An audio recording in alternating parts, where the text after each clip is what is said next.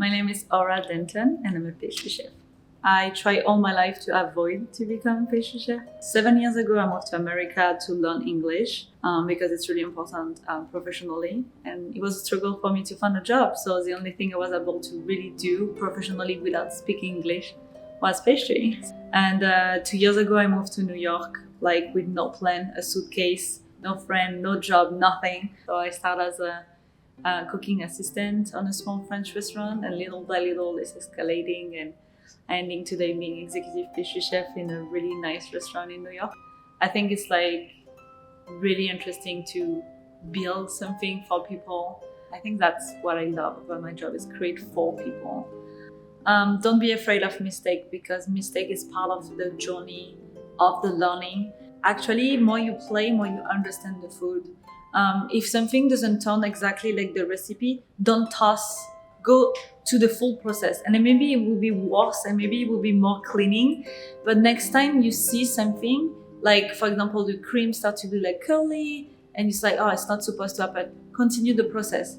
I used to be first grade teacher, and I use cooking and baking with child because it's the best thing to learn confidence. Because your first macaron will be atrocious, like horrible. The second one will be like, oh, I think I get it. The third one will be kind of good. The fourth one will be awful. And that's what you have to learn. It's just continue until you can do macaron in your sleep. And that's what I love about pastry. It's like, it's like a pretty good metaphor for life. It's just like you have to be persistent, you have to be consistent, you have to be resilient, and just trust the process and trust yourself. And if you panic, if you have a doubt for 2 seconds, pastry will feel it and it's gone. So more than just chemistry, just like feel connected with the food and when you want to go and enjoy it. So my favorite thing is like when people say like, oh my gosh, like that was like so good. It reminded me when I was a child and everything. As a chef, I spend between 10 and 15 hours at work. It's a big part of your life. It's a big part of what you think every single day. You bring it at home, you bring it into your relationship, you lose stuff. Like it's a lot of sacrifice because it's a lot of hours. Many people ending up having like severe burnout or completely changing career because it's consuming. It's really consuming, and if you don't have the right support system, you can turn like pretty bad. I know many chefs now who died like alone.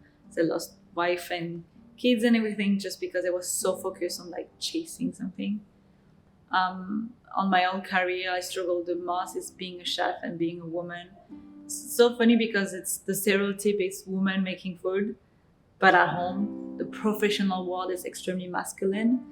And I think that's the thing I would love seeing change a little. It's like it's an extremely like male dominating industry, and it's really like shaped by men for men. Asked to talk to the chef, I think that will be like the most, for me it's what I love when people ask me, hey, can the chef come to the room? If not, what is the recommended dessert by the server? Do not eat a special, because in general the special is many restaurants just like what they add on the background.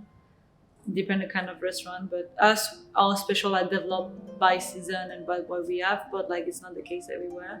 And do not order what everyone have: creme brulee, chocolate fondant, toffee sticky pudding, and lemon pie, because most part of them are stuff they order by big brands. They receive like frozen and they don't make on house. It's really easy to see the shape out of the things, like small. And when it's the season of figs, like go for figs. When it's season of mango, go for mango. When it's not the season of something and it's on the menu, ask for it. And if they tell you, oh, it's not season, that's a good restaurant, because they are honest with the products. Like if in the middle of December, a restaurant has strawberry, it's not a good sign. Like order something when people like follow the season, everything, it's a high chance they have like a better understanding and respect for food. Wonderful. Great.